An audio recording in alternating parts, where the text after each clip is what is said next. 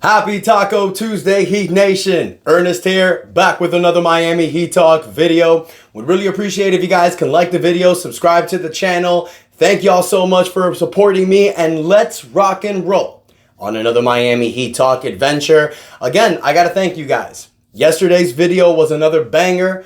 Over 130 likes, over 100 comments. You guys are the real MVP. You know, I love talking with you guys in the comments. So thank you so much for people that take the time to comment on these videos. Now, I got another topic for you guys today because, as you know, your boy Ernest always wants to give y'all something different.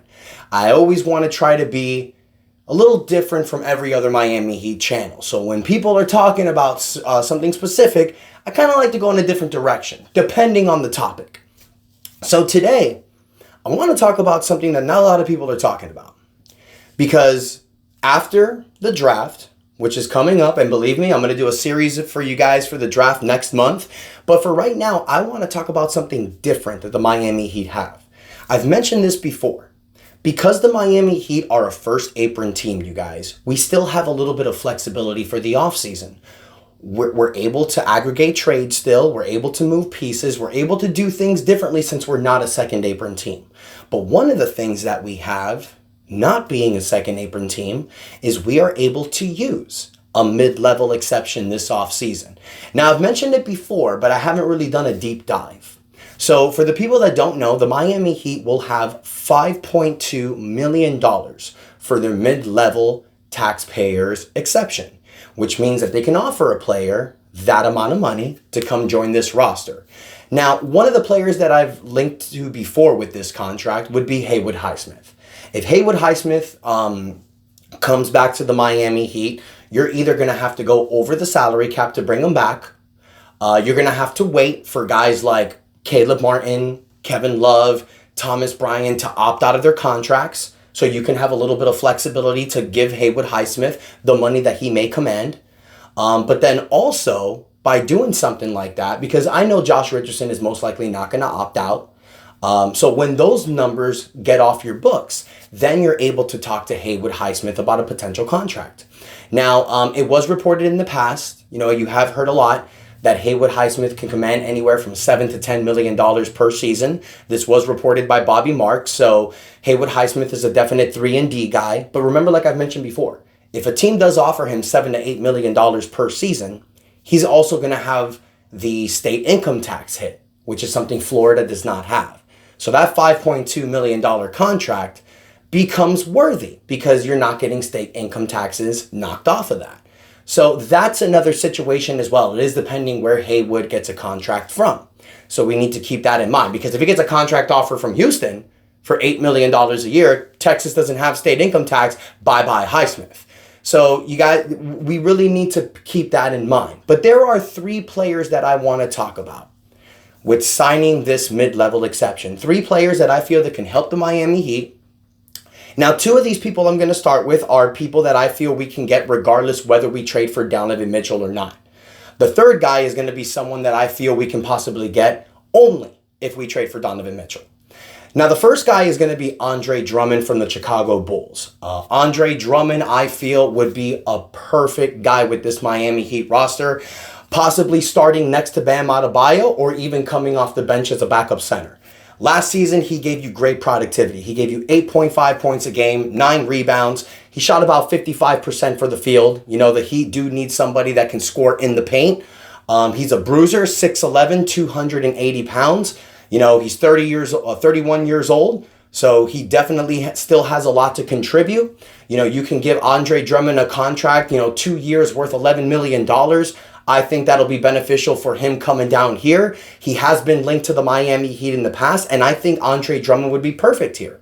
Because if you decide to start him with Bam, you are doing a little bit of a different offensive style. But bringing him off the bench for Bam Adebayo, now you're going to allow Bam Adebayo to get more rest, not just in the regular season, but also in the playoffs.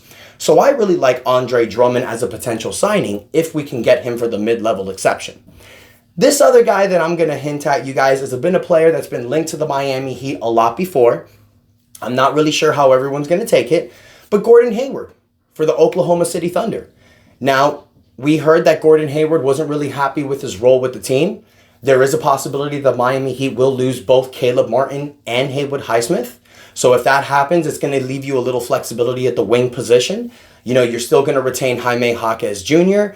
You still have a guy like Jamal Cain. You can still get another wing from the draft, but I think Gordon Hayward would be exceptional coming off the bench for the Miami Heat. You know, he averaged almost 10 points a game last year, 3.5 rebounds, 3.1 assists, 46% for the field.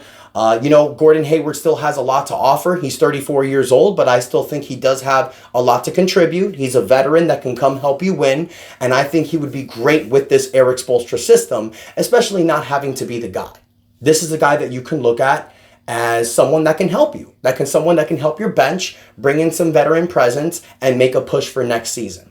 I think if you're able to get a Gordon Hayward, especially if you trade for Donovan Mitchell.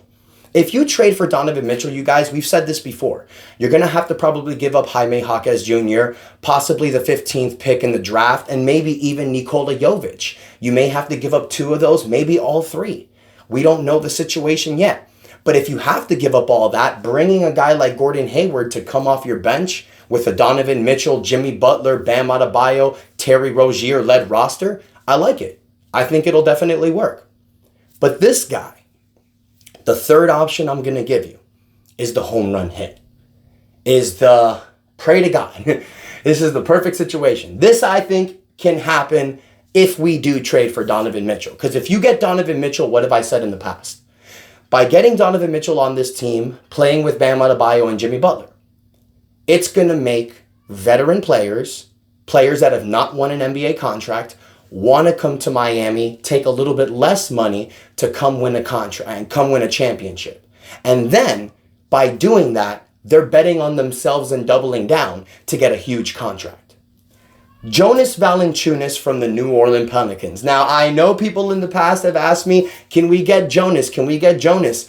The only way you can get Valanciunas is either through a sign and trade or picking him up with your $5.2 million exception. He will not sign for the minimum. I don't care.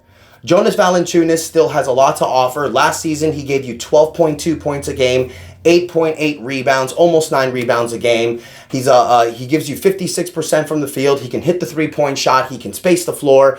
This is a guy that is a home run hit and can start next to Bam Adebayo. But the only way that you're able to get a Jonas Valanciunas on this team, you guys, in my opinion, is if you trade for Donovan Mitchell. Because, and I know this is crazy, he won't sign for that less money. Probably not.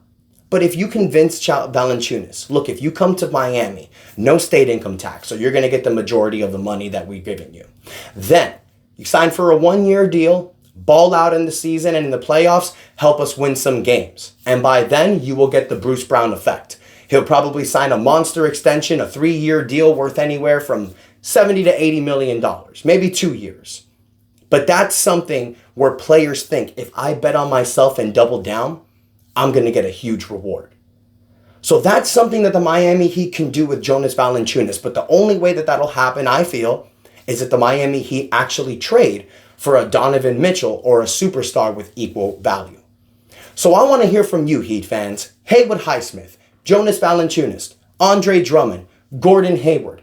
Do any of these names interest you guys with the $5.2 million taxpayer exception that we have this offseason? Or is there another player that you guys feel that the Heat can get with that exception that can help us better? Please let me know in the comments who you feel, and I'll let you know if I think that's doable or not. But also, you guys, please take a moment. Don't forget to like the video. Don't forget to subscribe to the channel. We on the road to 4,000 subscribers. Definitely need your guys' help to get there. Thank you so much to everyone that supports the channel. And until next time, your boy Ernest out. That's enough said. Let's go Heat.